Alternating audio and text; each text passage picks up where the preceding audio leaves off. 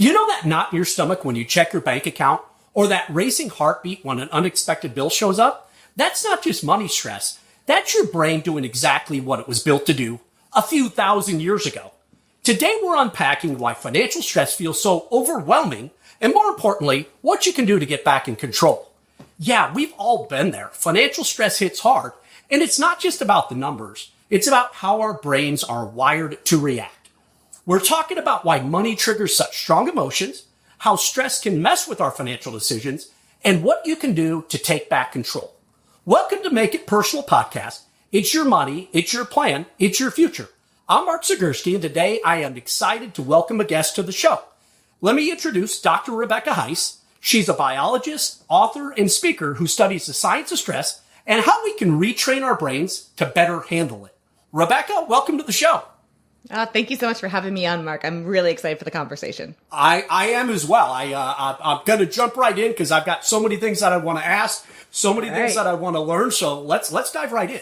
I'm going to start with you've spent your career helping people understand how stress shows up in our bodies and brains. What first drew you to this work, and what's something that surprises you about how humans react to stress? Yeah. What first drew me to the work is that I tend to be a fairly stressed out human being. And I think we end up studying the things that we need the most. So as a high achieving, highly anxious, highly stressed individual, I honestly was fascinated by the topic because, I wanted to understand myself better. And what surprised me the most when I first started studying stress is how much stress is created in our heads. So, we have stressors that we can't avoid, and we try to avoid them all the time, right? Like, oh gosh, I don't want to look at my bank account. Well, your bank account's your bank account. It's not going to change because you look at it or not. It's the story that you're telling that's creating all of the stress. And humans are a little weird like that, right? We're the only species in the world that creates stress with our own thoughts. And so that was probably the most surprising thing to me when I first started studying stress is, oh yeah, we're responsible for creating most of the stress that we experience. I love it. And just the everyday application. I think when you describe it, I know I've got at least one email in my inbox that I know how the person responded to me, but I don't actually want to read how they responded to me because I know I don't like it. I don't know that for sure because I've built it up in my head, but I guarantee there's not a lot of unread emails in my inbox, but there's certainly one or two that is exactly that situation. So, guilty. Yep. You found me. I think we all are. Yeah. Not uncommon. Okay. Well, let's shift to financial stress. So when it comes to financial stress, it seems that it hits us hard on every level, emotional, physical, even personal identity. What's actually happening in our brains when we feel that money panic? Yeah. So our brains are designed for this really resource scarce, immediate return world, right? Like this is the world of our ancestors. So it's a really poor fit for modern society. I'm so sorry. I thought I had everything turned off. I'll start from the top.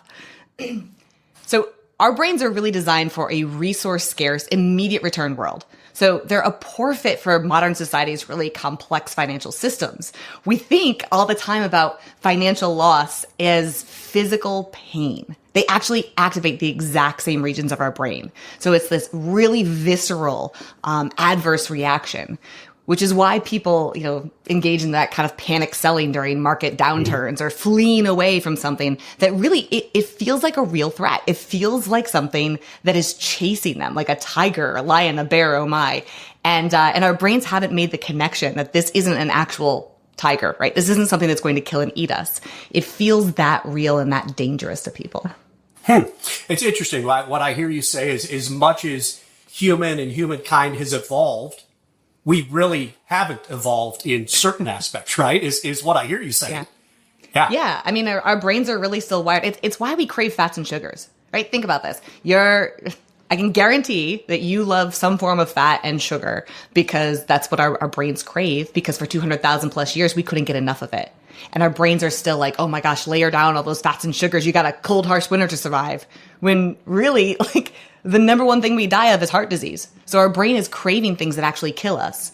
And we tie this exact same brain to these financial decisions that are really illogical, right? Trying to do very short-term moves when we need to be thinking for a much longer future. Right, that instant versus delayed gratification sort of thing is what I'm hearing you say. Okay. Yeah, it ties perfectly into what you talk a lot is just our brains are wired for survival, not necessarily the modern challenges of budgeting, investing, that sort of stuff. It's amazing how far humans have come, yet we happen to come very far in some ways. So, but it's kind of sobering, a little sobering. So let's talk about that primitive wiring and how it can work against us when we're trying to make calm, rational financial decisions. Yeah. I mean, first of all, good luck staying calm. All right. Our stress response, we have to think of it as a feature. It's a feature. It's not a bug. It is telling us that something important is going on and we need to pay attention. But where most people make mistakes is they try to calm down. Right? You can't physiologically calm down in these moments. So what we have to do is recognize that our brain and our body, they're going to go to a very irrational place for at least 3 minutes, right? 3 minutes of screaming terror. That is what our stress response is built for. So we don't want to be making major decisions in that time, right? Allow yourself those 3 minutes to feel the stress and move through it. One of the bigger challenges here is we really have difficulty with any kind of long-term planning. Right? Because for most of human history, first of all, we're nomadic foragers. So we really are only planning maybe a week or two in the future. Yeah. This ability to try and save for a rainy day or invest in decades later. This is a really recent development that's tied to agriculture and complexities of a modern world where we're not nomadic. And this creates massive tension between our intellectual knowledge that yes, we need to be saving, but we have this instinct that we have to override, which is spend now, do it now. You're going to die tomorrow. You don't know. Right. And so there's this intellectual tension that we have to hold all day.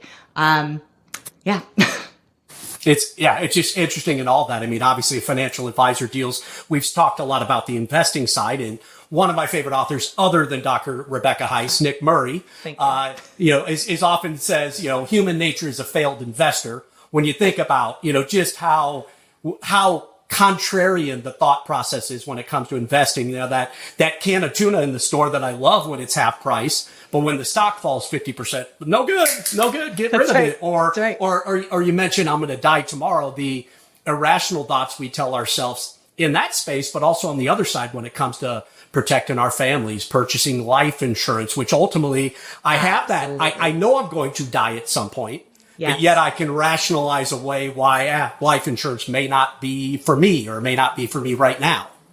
Right. Because despite the fact that we want to spend immediately, we also have this weird mortality clause where we know we're going to die. We know everybody else will die, but it's not going to be today. It's not going to be tomorrow. It's not going to be, I can wait on that. So it's this constant, it's so irrational. And yet that's the way our brain operates.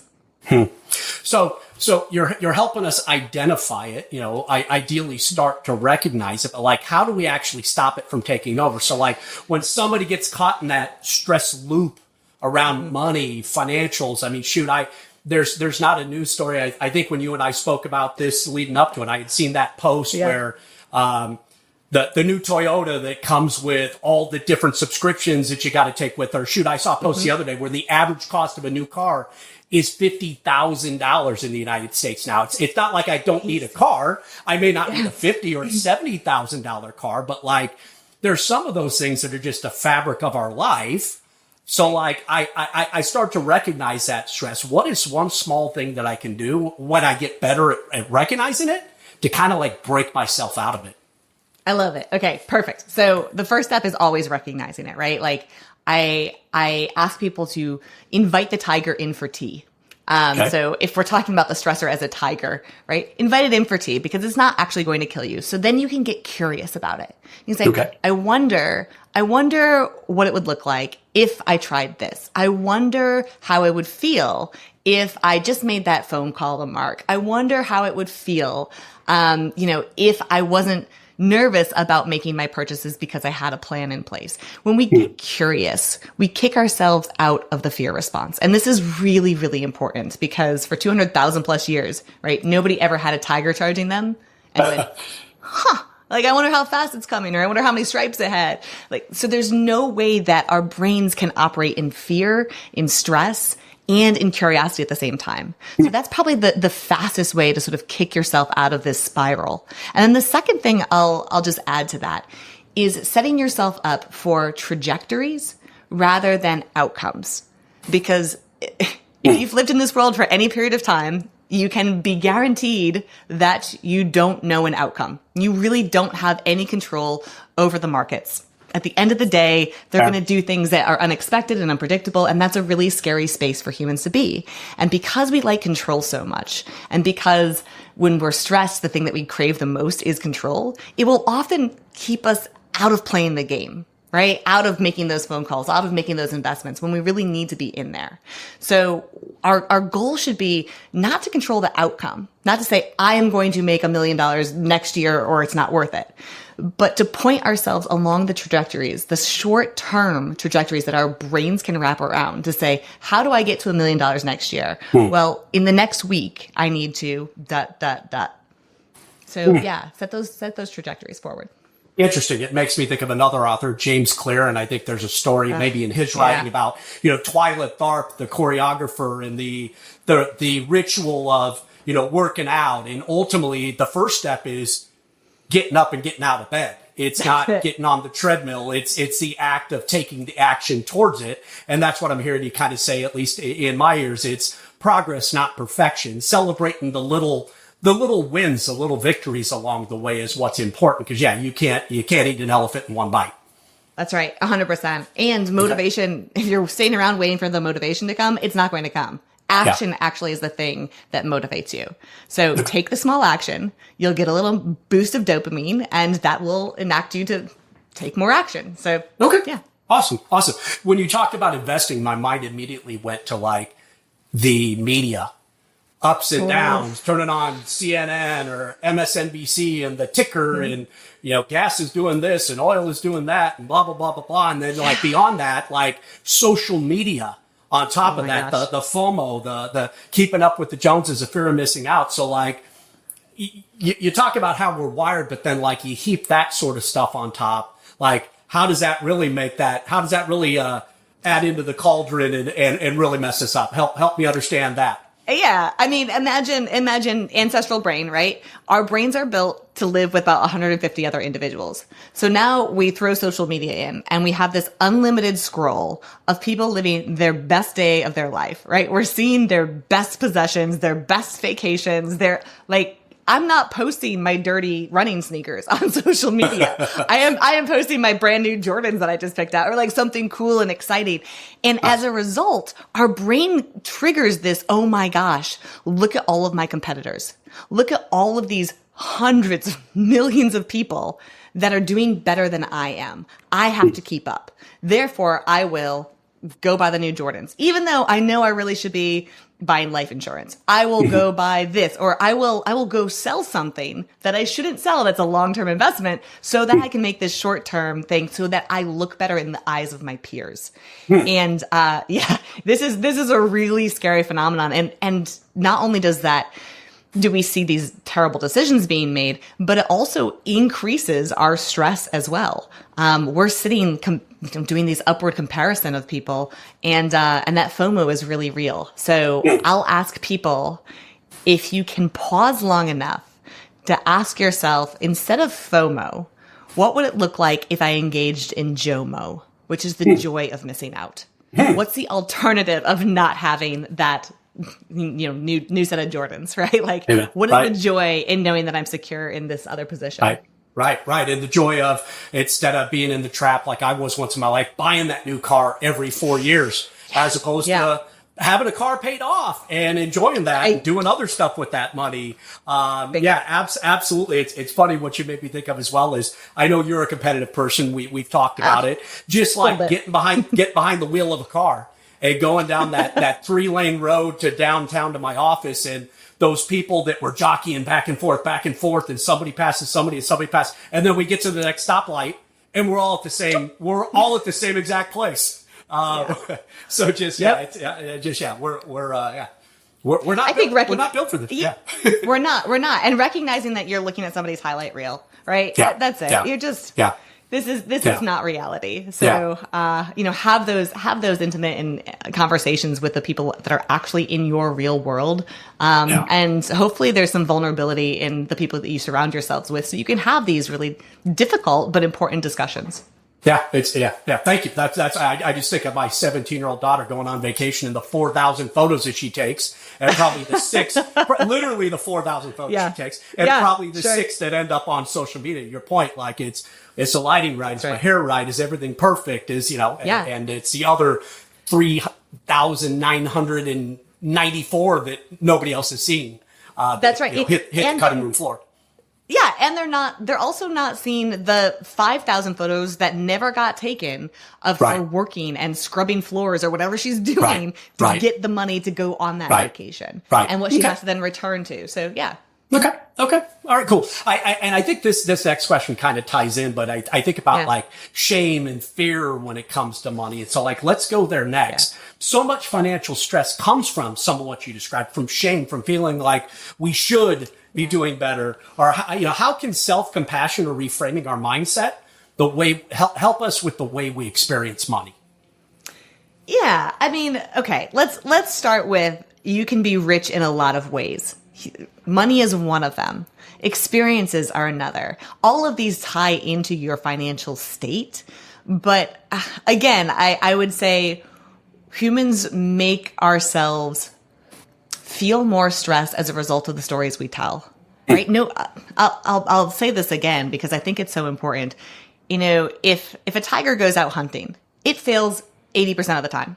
80% of the time, complete failure, right? But you'll never see a tiger like sulking around going, oh my gosh, I'm such a terrible tiger. I can't believe, what are my friends going to think? What are they going to say? Like continuing to beat themselves up and causing shame. That is a uniquely human thing. And so when we recognize that we're doing that to ourselves, and my research from last year showed that humans stress out even more trying to get rid of their stress. So we're creating this cyclical cycle of sickness. Yeah. We'll let you get away with it. Thanks. I appreciate that. Where we're not doing well. And as a result, we beat ourselves up, which means we do worse, we feel worse, and we continue in the cycle. So, pulling yourself off of social media so you're not having this excessive comparison and leading to more anxiety, lower self-esteem, higher stress levels, I think is a really good step to take.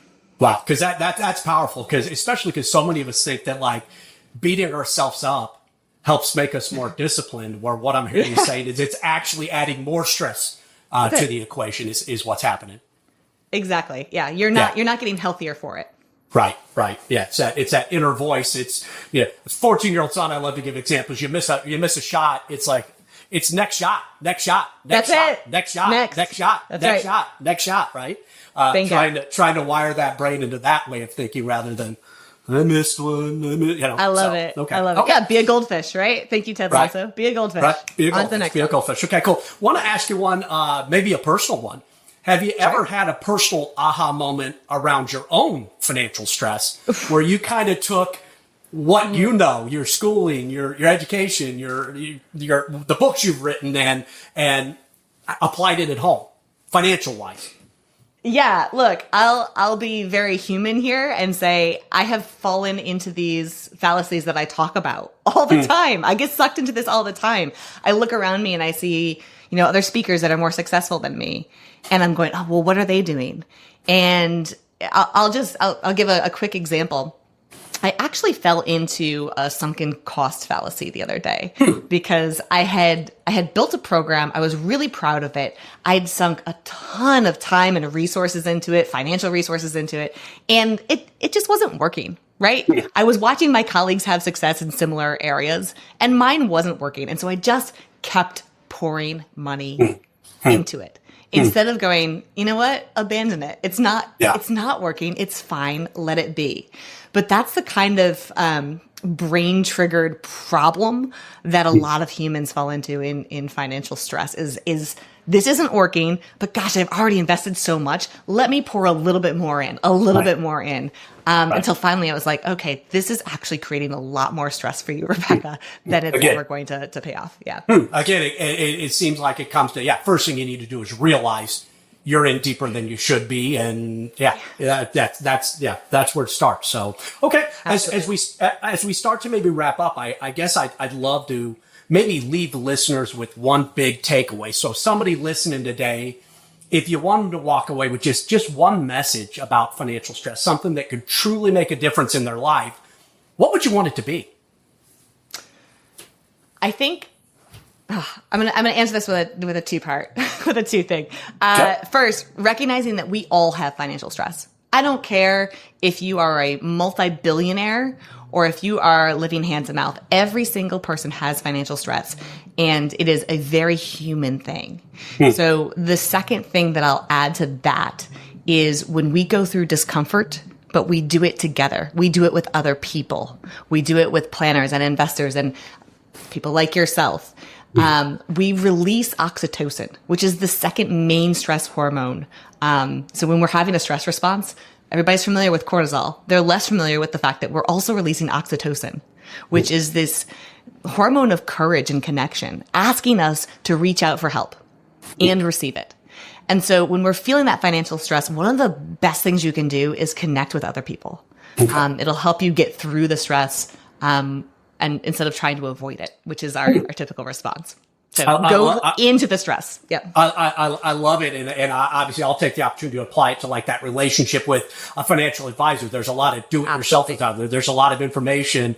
But at some point that becomes real, having to, I saved a lot of money, but I've got to turn it in income now that I'm retiring. Oh gosh, how many? So that's that relationship is critical. So thank you for that. So this has been great. I love, getting to take a look behind the scenes at the science. And so, for listeners who might want to learn more, I mean, I got the new book. Now this is the, advanced reader copy. My other one's at the office, so forgive me, but like beyond the book, beyond the website, there you go. Perfectly placed product placement. You got it there.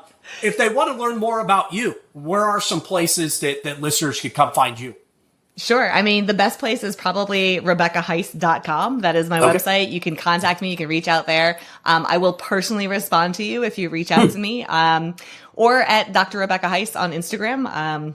You can find me there, reach out with a message. I'll do my best to get back to you, and I look forward to connecting. Awesome. And thank you. And Rebecca was vulnerable with herself a moment ago. Years ago, she spoke for us in an event. I'll just tell you, she's somebody who lives what she preaches in different ways, because she showed up at the event. Her luggage didn't show up. I'll call them props, ping pong balls didn't show up. And she powered through like a champion, even though she had to show up on stage with flip flops. She wore it like a champion and just won her audience over. And that's ultimately where I really got to connect with her and our relationship started. So appreciate you being vulnerable. At the same time, appreciate you applying what you preach to your own world. Cause that was a stressful situation and you powered through it like a champion. I'll tell you. Well, thank you for that. And, good things come out of those difficult times for sure. So thank you for that. Awesome. Well, to me, a guest like Rebecca Heiss reminds me exactly what we just talked about, is that it's the human touch that makes the difference. At Mutual Omaha Advisors, we believe personal finance is personal. And if you're wondering where to start, if you're wondering where to go with these conversations, that's exactly what we do at Mutual Omaha Advisors. We understand your situation's unique, and so should your plan be. It's never too early. And it's never too late to create a strategy that gives you the security and the freedom you deserve. I'd encourage you to visit makeitpersonalpodcast.com to connect with one of our advisors, download one of our ebooks, subscribe to our newsletter. And if this episode helped you in any way, love for you to like and subscribe at the same time. Go find Rebecca on Instagram, give her a follow. Because at the end of the day, what we're trying to do, what Mutual of Omaha is trying to help reach more people, help them make their money, their legacy, and all those things more personal and more powerful. So, financial well-being is essential to achieving your life goals. So make it personal. It's your money. It's your plan. It's your future. This podcast is for educational purposes only and may include references to concepts that have legal and/or tax implications. Mutual of Omaha Investor Services, Inc. does not provide tax or legal advice. Please consult with the appropriate professional regarding your personal situation prior to making any financial decisions. Strategies discussed may not be suitable for everyone. Securities and advisory services offered through Mutual of Omaha Investor Services, Inc., member FINRA SIPC. Mutual of Omaha Advisors is a division of Mutual of Omaha Insurance Company.